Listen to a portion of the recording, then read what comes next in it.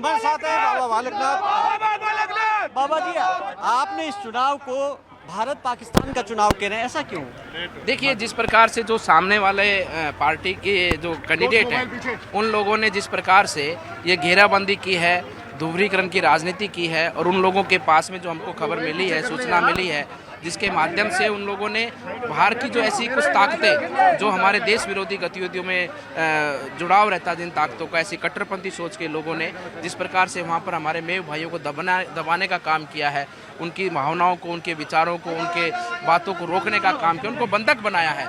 मुझे लगता है कि इसमें देश विरोधी ताकतें इस चुनाव में आई हैं और जो उसका समर्थक कर रही हैं, तो इस नाते मेरा मानना है कि ये एक तरह से हमारे देश का और ऐसी ताकतें जो हमारे देश विरोधी ताकतें हैं, उनके खिलाफ में संघर्ष है, और इसमें हमारा पूरा तिजारा की जनता एकजुट है। कांग्रेस तो कह रही है कि ध्रुवीकरण आपने कर दिया, आप सीएम हाउस को फतवा हाउस कहते हैं। क्यों नहीं? सीएम हाउस है फतवा हाउस, वहाँ से फतवा जारी नहीं हुआ क्या?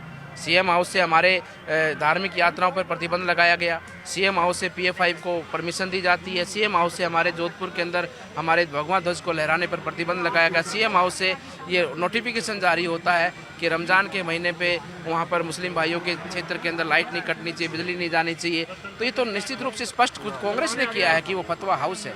अच्छा, दूसरा, अभी जो कैंडिडेट आपके सामने वाला, उनका एक वीडियो वायरल है जिसमें वो कह रहे हैं कि जो यहाँ पर गो तस्करी का काम है वो तो जाट भी कर रहे हैं, मेहू भी, जाट भी कर रहे हैं, यादव भी कर रहे हैं, बाकी लोग भी कर रहे हैं। क्या आपको क्या लगता है?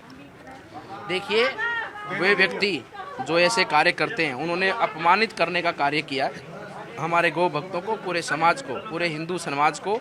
उन लोगों ने जिस प्रकार से अपमानित करने का जो काम किया है, हिंदू समाज इसको समझता है और उनका जवाब आने वाले वोट के समय पर और परिणाम के समय पर देगा, कि उनको पता लगेगा कि जो उन्होंने हिंदू धर्म के ऊपर या हमारे सभी जाति धर्म के लोगों के ऊपर जिस प्रकार का आरोप लगाया है, ये जनता कभी सहन नहीं करती। आप बार बार यहाँ की सरकार को मुगलिया सरकार कहते हैं। ये तो है भैया, स्पष्ट दिख रहा है ना, तुष्टीकरण की राजनीति की पराकाष्ठा को पार किया है राजस्थान में कांग्रेस सरकार ने। इस तुष्टीकरण की राजनीति ने पराकाष्ठा को पार किया है।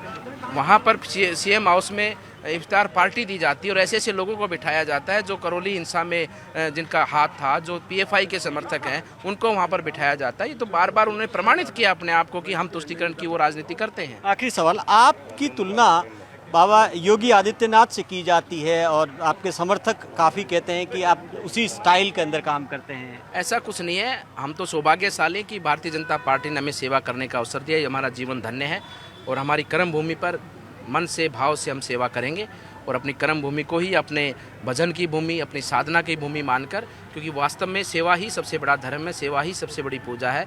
उसी भाव में यही हमारे गुरुजनों का आशीर्वाद और उनका गुरु मंत्र है। उसी पर चलते हमारी परंपरा का जो आदेश है कि हम सेवा करेंगे और समाज, राष्ट्र और जीव जंतु, पूरी प्रकृति की सेवा कर इस प्रकृति के उत्थान के लिए हम अपने जीवन। एक सवाल और है, अगर आपको सीएम के रूप में जिम्मेदारी दे दी जाए तो आप अगर पहला काम कौन सा होगा? जो देखिए भैया, मैं अपनी कर्म भूमि पे हूँ और मेरी कर्म भूमि की सेवा के लिए मुझे सौभाग्य मिला है। मैं अपनी कर्म भूमि की सेवा करूँगा, इतना ही कहना चाहता हूँ।